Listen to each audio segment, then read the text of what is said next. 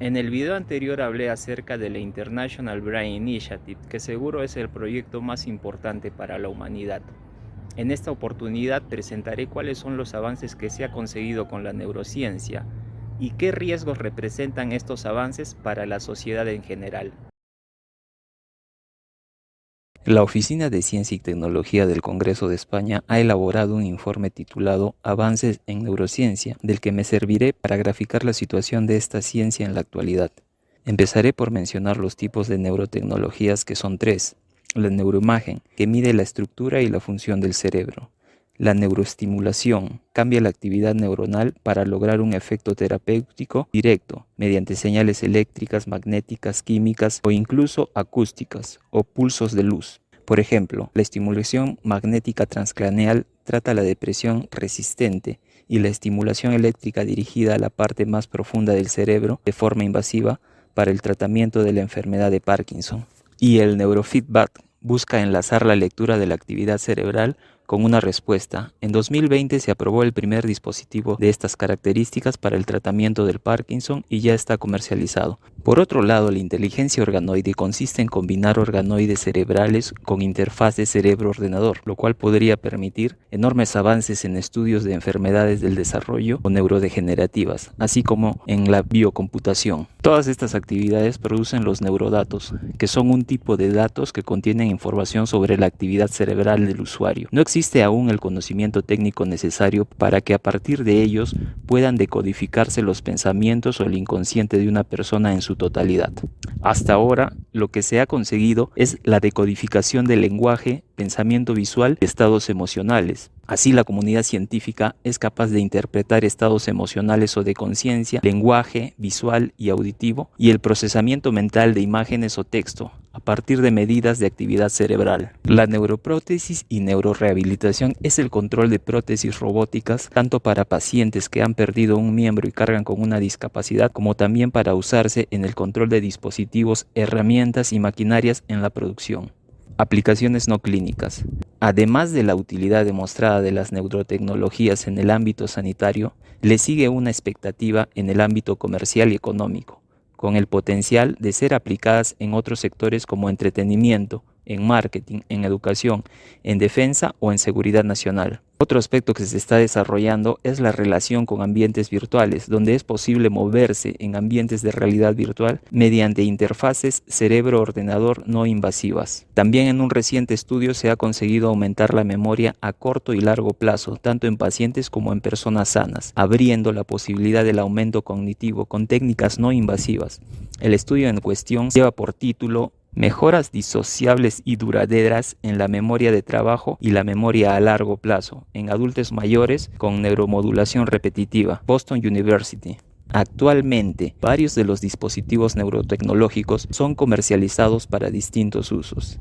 En cuanto a los abordajes legislativos en el ámbito judicial, surgen retos a la hora de delimitar dónde queda la responsabilidad civil de los individuos que hacen uso de este tipo de tecnologías, así como la validez de los datos recogidos como prueba judicial por las neurotecnologías. Todo avance en la ciencia convertido en tecnología se transforma con frecuencia en herramientas que se usan para conseguir fines particulares de personas y sus organizaciones. La persecución del lucro de los dueños de las corporaciones cotidianamente violan todos los derechos humanos. Se está advirtiendo sobre los peligros con los que estas tecnologías vulnerarán los derechos fundamentales y se propone abordar su protección, ampliando más derechos y dándoles la denominación de neuroderechos. Evidentemente, los dueños de las corporaciones y las cúpulas de los estados nacionales accederán primero a estas tecnologías y con seguridad se violarán estos nuevos neuroderechos como se hace con los derechos fundamentales. Se han propuesto los siguientes. 1. El derecho a la privacidad mental, que protege los datos cerebrales de las personas de la intrusión y uso no autorizado de terceros. 2. El derecho a la identidad personal y a la integridad mental, que previene las intervenciones que manipulen la personalidad. 3. El derecho al libre albedrío, que garantiza la toma de decisiones de la persona sin influencias externas. 4. El derecho al acceso igualitario al aumento cognitivo, para garantizar la dignidad humana, la autonomía y la equidad. Y 5. Respecto a la inteligencia artificial, el derecho a impedir los sesgos que puedan derivarse de un uso deficiente de datos o un mal diseño de algoritmos en neurotecnologías, algo que podría reforzar la discriminación hacia grupos vulnerables. Los países que iniciaron el debate acerca de la implementación y legislación de este tipo de iniciativas son Chile, Italia, Argentina, México, Francia y Brasil. Estas iniciativas deben estar acompañadas de la evidencia histórica que señala el comportamiento de los sectores con más poder en las sociedades, los agentes empresariales. Una empresa es una persona jurídica y artificial, y su papel reside en ser una depositaria de recursos que producen más recursos, riqueza para sus propietarios. Las empresas se ocupan de la producción, que es un proceso estandarizado y predecible. Pueden funcionar casi automáticamente, siguiendo los muchos manuales y estándares producidos por la investigación. Lo único que garantiza el quiebre de cualquier institución es ir en contra del conocimiento y las leyes. Pero por lo común, las cúpulas de las empresas hacen cosas diferentes y lo podemos ver en The Corporation del 2003 y The New Corporation del 2020, dos documentales canadienses escritos por el profesor de Derecho en The University of British Columbia, Joel Bakan. Ambos examinan la corporación moderna a través de exposiciones y entrevistas a especialistas, revelan y critican las prácticas comerciales corporativas que consisten en una masiva violación de derechos a escala mundial, tanto de consumidores, trabajadores y ciudadanos en general. Delitos tales como evasión tributaria, explotación laboral, crímenes medioambientales, corrupción de funcionarios y un largo etcétera. Y esto es solo la continuación de una larga práctica, pues en el pasado las corporaciones europeas como la Compañía Holandesa de las Indias Orientales, la primera en cotizar acciones en bolsa y también conocida como la más lucrativa de la historia, recurrió a la esclavitud y el genocidio para conseguir sus enormes ganancias. En 1621 asesinó a al menos 15.000 nativos en el archipiélago indonesio, con el fin de apropiarse de sus tierras y cultivos de especias. Por su lado, la Compañía Británica de las Indias Orientales empezó con el narcotráfico de opio en China, atestando este país con esta droga y destruyendo así el tejido social por la epidemia de adicción que ocasionó. Para esto, producía los narcóticos en la India, explotando a su población al punto de producir la Gran Hambruna de Bengala de 1770 que mató a 10 millones de personas. Incluso cuando China tomó medidas para proteger a su población de las drogas, Inglaterra desencadenó en 1839 lo que se conocería como las Guerras del Opio, donde las empresas de Occidente y sus gobiernos someterían a la nación china.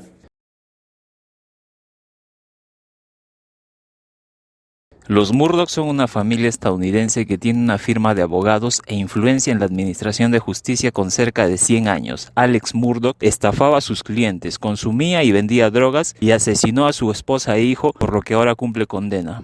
También hubo muertes y asesinatos sin resolver relacionados a esta familia, quienes aún apoyan a Alex Murdoch, quien era un hombre de negocios a escala municipal.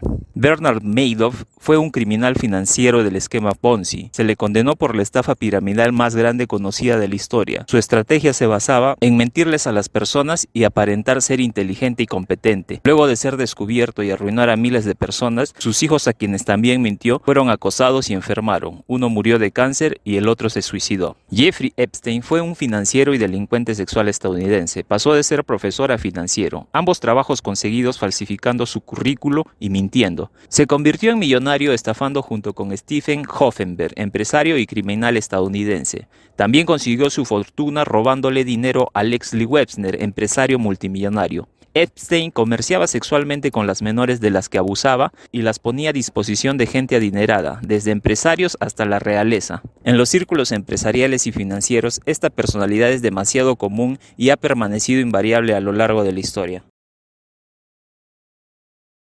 Las empresas tecnológicas nos acosan, vigilan y colectan nuestra información personal a través de nuestras visitas a sitios web y rastreando nuestros gustos. Esto es una manipulación sofisticada. Cuando tengan acceso a las neurotecnologías y a nuestra actividad mental, conseguirán mucha más información, manipulación y control. Más control sobre nuestras elecciones cotidianas, desde nuestra alimentación, pasando por el uso productivo del tiempo hasta las decisiones políticas. Bastante ilustrador es el documental El dilema de las redes sociales, el cual se sumerge en los fundamentos psicológicos y las técnicas de manipulación mediante las cuales las redes sociales y las empresas tecnológicas hacen adictos a los usuarios, semejante a las guerras del opio pero con más sutileza. La actividad en línea de todos es intrusivamente vigilada, rastreada y medida. Las empresas luego utilizan estos datos para construir modelos de inteligencia artificial que predicen y manipulan las decisiones de sus usuarios. Ejemplos. La compañía Cambridge Analytica utilizó un algoritmo capaz de crear perfiles psicológicos de los usuarios de Facebook sin el consentimiento de estos, a partir de solo sus interacciones en la plataforma. Esto con la finalidad de hacer publicidad que direccionara su voto. Una investigadora afroamericana, Joe Baulanguini, se da cuenta de que un programa de reconocimiento facial no distingue ni identifica su rostro como el de una persona para su base de datos, pero sí lo hace cuando se coloca una máscara neutra y blanca. Un hombre en Bélgica se suicidó a raíz de una larga interacción con el chatbot de Lisa. Es una plataforma de inteligencia artificial con sede en Silicon Valley. Esto pone de manifiesto el riesgo de manipulación emocional por parte de una inteligencia artificial. En este punto debemos tener presente que la tributación sostiene en la actualidad a todos los países y financia todos los proyectos públicos.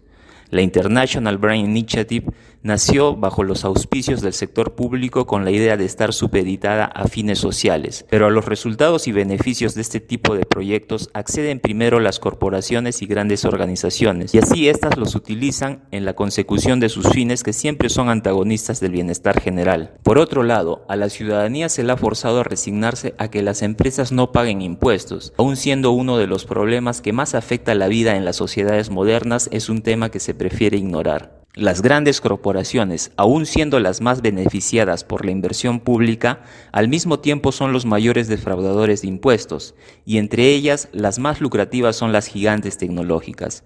Es un hecho que cualquier empresa con recursos suficientes puede defraudar al fisco, se queda con lo que le corresponde pagar, luego puede decir que ha incurrido en costos de investigación y utilizar el dinero que invierte en cada proyecto para reducir aún más sus obligaciones tributarias. Un ejemplo sencillo puede ser el caso de Facebook, que ha decidido no pagar impuestos, utilizando cualquiera de las estratagemas tributarias que se utilizan para evadir o eludir las obligaciones fiscales.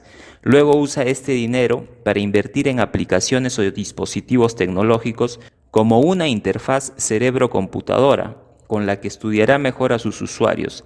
Entonces, al comercializarla, ganará más dinero.